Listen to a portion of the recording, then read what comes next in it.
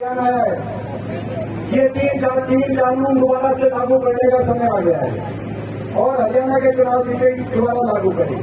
बताओ 750 घर जान दिए आपकी और आपकी एक ऐसी फिल्म एक्टर एमपी वो बयान दे रही है कि भाई तीन कानून वापस लागू करेंगे। मैं आपको बताना चाहता हूं पिछले पहले तो मैं अकेला था, अब तो हरियाणा से 5 एमपी जीत के गए हैं।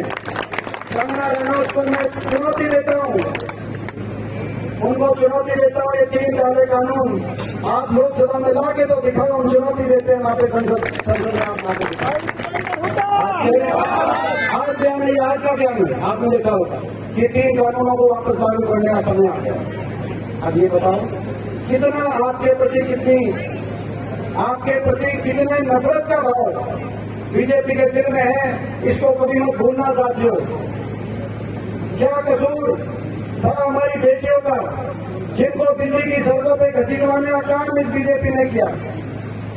6 महीने तक 5 ओलंपिक की विजेता हमारी खिलाड़ी, हमारी बेटियां साक्षी मलिक से लेकर विनेश फोगाट तक, जो विनेश फोगाट कांग्रेस पार्टी से चुनाव लड़ रही है, न्याय नहीं मिला। 6 महीने तक दिल्ली की सड़कों पर घसीटवाने का काम इस बीजेपी पार्टी ने किया। राजधर्म में नागरिक में भेदभाव नहीं किया जा सकता और बहन बेटी की इज्जत तो देश सेवा जिसकी संस्कृति में अपने दुश्मन की बहन बेटी की इज्जत को भी खुद की बहन बेटी की इज्जत मान के चलने वाला देश है। लेकिन क्योंकि ये आपकी बेटियां थी, क्योंकि हरियाणा की बेटियां थी, दिल्ली में उनको न्याय नहीं मिला। 6 महीने तक एफआईआर नहीं हुई, 6 महीने तक रोंदा गया दिल्ली की सड़कों पर। 6 महीने के बाद धन्यवाद करते हैं सुप्रीम कोर्ट का जिसके निर्देश से एफआईआर हुई और धन्यवाद करते हैं दिल्ली न्यायपालिका का जिसने सारे आरोप तय कर दिए आरोपी भाजपा सांसद पे और लिख दिया कि हर मौके पर भाजपा सांसद इन बेटियों के साथ दुर्व्यवहार करता था। कितना घोर अन्याय इस देश में आपके साथ। आपकी बेटी हो सकती थी, आपकी बहन हो सकती थी, उनको ये झेलना इसलिए पड़ा क्योंकि वो आपकी बेटियां थी, हरियाणा की बेटियां थी। और क्या कसूर था उनका? एफआईआर तक भी उनके कहने से दर्ज नहीं हुई। ओलंपिक की विजेता हमारी बेटियां, अंदाजा लगाओ। 750 किसानों की कुर्बानी लेने वाली है सरकार बीजेपी की। बेटियों को दिल्ली की सड़कों पर घसीटवाने वाली है बीजेपी। बाबा साहब भीमराव अम्बेडकर जी के संविधान की हत्यारी है बीजेपी। हरियाणा का पूर्ण रूप से भट्टा बिठाने वाली है बीजेपी। भट्टा या कसर बाकी रह रही है?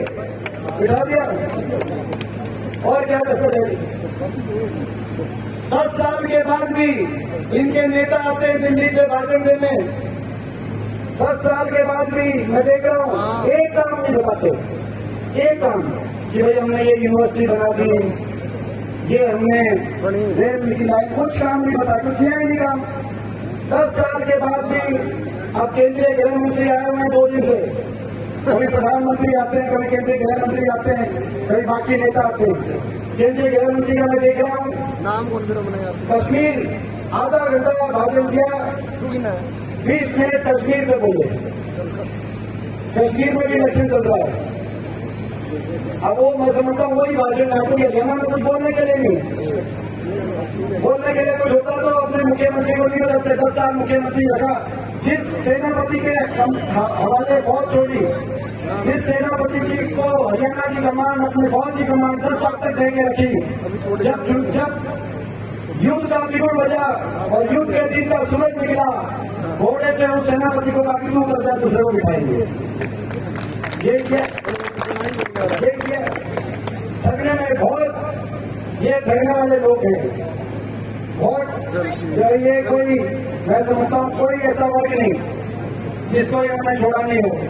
एक यूपी में दुकान है कानपुर में, ठग्गू के लड्डू। कोई यूपी गया हो तो जो एक दुकान है ठग्गू के लड्डू, उसके नीचे लिखा हुआ है ऐसा कोई सगा नहीं जिसे हमने ठगा लिया। ये बीजेपी के कोई ऐसा वर्ग नहीं बचा।